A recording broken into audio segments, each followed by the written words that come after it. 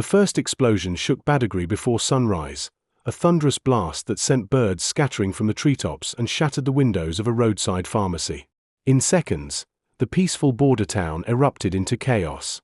Beninese armored trucks burst through the seam border crossing, metal grinding against the barricades as their turrets opened fire.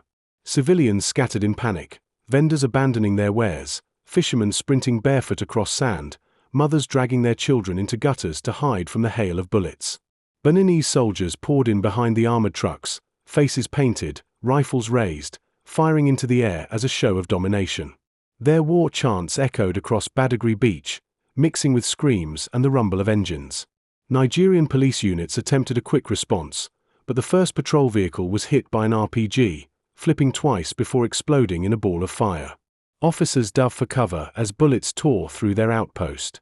Within minutes, the Beninese flag was raised over the smashed border barrier. Badagry was under attack. At Asso Rock, alarms sounded across the Situation Room. President Bola Ahmed Tinubu entered briskly, his security chiefs rising to their feet. On the central screen, red enemy markers surged across the Lagos-Badagry expressway. Live drone footage showed burning shops, fleeing civilians, and Beninese soldiers advancing in disciplined formation. "They're threatening Abuja next," the National Security Advisor said, breath tight. "They claim Nigeria interfered with their trade routes." Tinubu stared at the footage, flaming debris, a toppled transport bus smoldering on its side, a man carrying an injured child. His jaw tightened. "Prepare the Air Force. Deploy armored infantry. This is an invasion." At the Ikeja Air Force Base, pilots rushed across the tarmac as aircraft engineers scrambled around 5 waiting fighter jets, 2 Alpha jets, 2 A-29 Super Tucanos, and a single F-7NI interceptor. The engines roared to life, sending dust swirling into the air. "Target: Beninese forward units. Retake Badagry," the tower commanded. The jets blasted off in perfect formation, screaming into the morning sky, their shadows racing along rooftops as Lagos residents looked up in shock. Below, 200 Nigerian soldiers rolled out in armored convoys, Cayman APCs with reinforced plating, Hilux gun trucks armed with heavy machine guns, and VBL scout vehicles forming the spearhead. The engines growled like an approaching storm. The first airstrike hit the Beninese convoy just outside Badagry roundabout. A bomb dropped like a falling star, then exploded in a blinding flash. One Beninese truck was launched into the air, flipping before crashing in flames. Nigerian citizens hiding behind market stalls watched in disbelief as debris rained down. The second jet strafed the flank of the advancing troops, unleashing a buzzsaw stream of cannon fire that ripped through their formation. Beninese soldiers scattered, some diving behind abandoned cars, others firing desperately at the sky. The Nigerian armored column swept in from the east. Captain Musa Danladi, commander of the assault unit, stood through the hatch of his APC, fist raised. "Push forward. Drive them back," he roared. His men surged ahead. Gun trucks opened fire, cutting down enemy combatants caught in the open. Soldiers disembarked, firing in controlled bursts as they maneuvered through the wrecked market street. The ground shook under the weight of artillery shells launched from hidden Nigerian positions farther inland. Beninese forces began to break. But the victory was short-lived. Inside the Situation Room, a new alert flashed across the monitors, an intercepted transmission from Ouagadougou. Ibrahim Traoré, leader of Burkina Faso, had publicly declared his support for Benin and threatened to send fighters to assist in crushing Nigerian dominance. Tinubu's eyes narrowed. Badagry still burned. Soldiers were still clearing buildings. Smoke filled the sky. But now a new power wanted to join the war. The invasion had begun, and West Africa stood on the edge of a firestorm. Cotona's skyline vanished beneath plumes of smoke as Nigerian fighter jets sliced through the air, engines howling like beasts unleashed. The first bombs detonated near the port, blowing apart fuel depots and sending towers of fire spiraling into the sky. Benin's anti-aircraft guns responded instantly. Green tracer rounds streaked upward, but the jets were too fast, darting across the sky before the guns could lock on. On the ground, Captain Musa's armored column thundered down the route to Porto Novo, engines roaring as they advanced deeper into enemy territory. The streets trembled beneath the weight of Cayman APCs and Hilux gun trucks. Civilians fled in all directions, some waving white cloths, others screaming for help as gunfire echoed through the blocks. "Enemy RPG team ahead," a scout driver shouted. Musa barely reacted before a rocket hissed from behind a yellow building. It streaked across the road and slammed into the rear of a Nigerian APC. The armored vehicle erupted into flames, its rear hatch blown open as soldiers crawled out, uniforms burning, screaming in agony. "Cover fire! Suppress them!" Musa roared. Machine guns mounted on the gun trucks thundered to life. Streams of bullets shredded the building's upper floor, sending concrete fragments raining down. The RPG team tried to flee, but a roof collapsed on them as another Nigerian round struck home. The convoy pushed forward. As they reached Kajahoun, they came under heavy fire. Beninese troops had positioned themselves inside apartment blocks, firing from windows and balconies. A sniper took down a Nigerian soldier instantly, the bullet punching through his helmet. "Smoke out," Musa ordered. Purple smoke grenades rolled across the streets, creating a thick, ghostly cover. Under it, Nigerian troops sprinted forward, breaching a building with C4. The explosion shook the entire street as Musa's men stormed inside, clearing rooms one after another in a brutal close-quarters firefight. Gunshots echoed in tight hallways, doors splintered under kicks, and grenades clattered across tiled floors before exploding. Outside, 2 Nigerian jets swooped low, unleashing precision fire on Beninese trucks attempting to reinforce the area. One missile struck a convoy, blasting 3 vehicles into flaming wreckage. Burning metal fragments flew like shrapnel into nearby walls. But then a chilling message came through Musa's comms: "Be advised, satellite confirms foreign fighters approaching northern Benin. Choice men." Musa gritted his teeth. The war was widening faster than expected. Back in Abuja, Tinubu leaned over a cluster of screens displaying the moving red markers, Burkina fighters crossing into Benin. Their convoy was long, disciplined, and armed with modified anti-aircraft guns, technical trucks, and rugged APCs. "Intercept them before they reach our front," Tinubu ordered.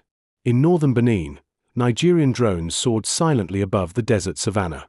They locked onto the convoy.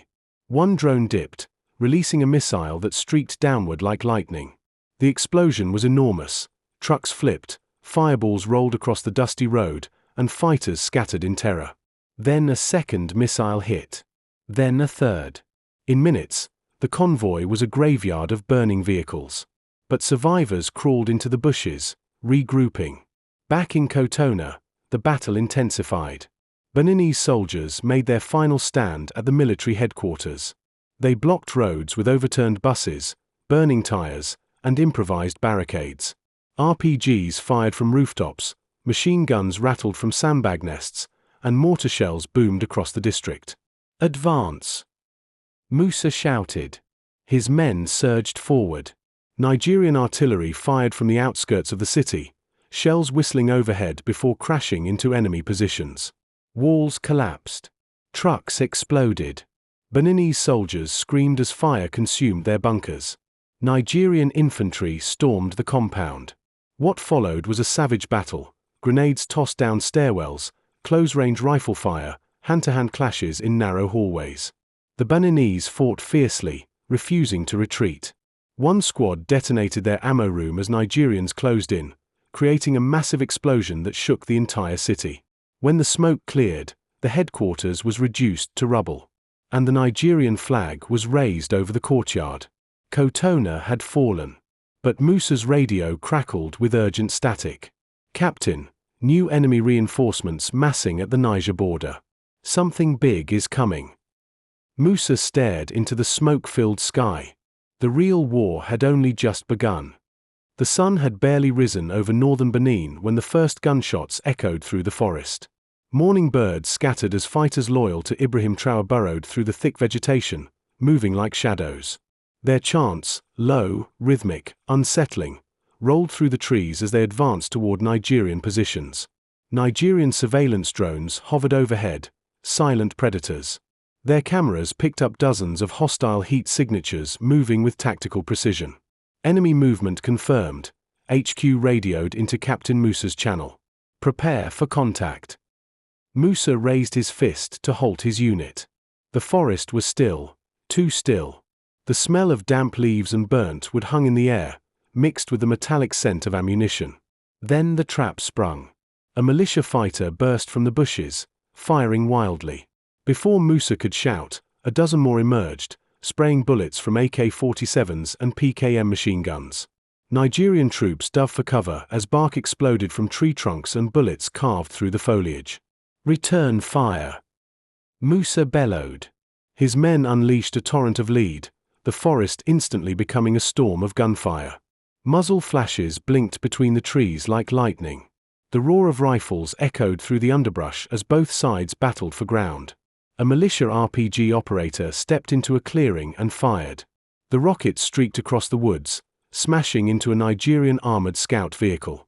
The explosion shook the earth, sending flames roaring through the wreckage. Musa gritted his teeth. "Flank right. Don't let them surround us." His soldiers maneuvered through the dense vegetation, firing in short, controlled bursts. Leaves flew. Tree branches cracked. 2 Nigerian rifles opened up on a ridge, laying down suppressive fire. The militias attempted to retreat deeper into the forest, but drone-guided artillery struck behind them, blocking their path in a thunderous explosion. Yet still they pushed back. A squad of Burkina fighters charged with frightening boldness, firing from the hip and shouting war cries.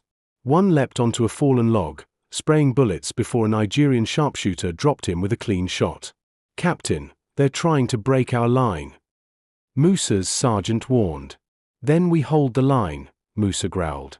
He raised his rifle and fired until his magazine clicked empty. Smoke curled around him. The air stank of gunpowder. His ears rang with the non-stop crack of gunfire. Then, overhead, salvation arrived. Nigerian fighter jets roared across the sky, dropping cluster bombs that ignited the forest floor. Fire erupted in great sweeping waves, consuming trees, scattering militias, and turning the battlefield into burning chaos. Explosions boomed in rapid succession, shaking dust from the canopy. But the battle wasn't over. New intelligence crackled through Musa's radio. "Captain, enemy mechanized units spotted at the Burkina Faso-Benin border. Armored trucks, artillery, hundreds of fighters.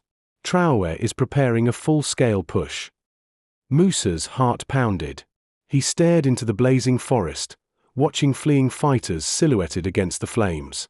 "This war is about to get bigger," he muttered. Meanwhile, in Abuja, Tinubu stood before West Africa's largest war council in decades.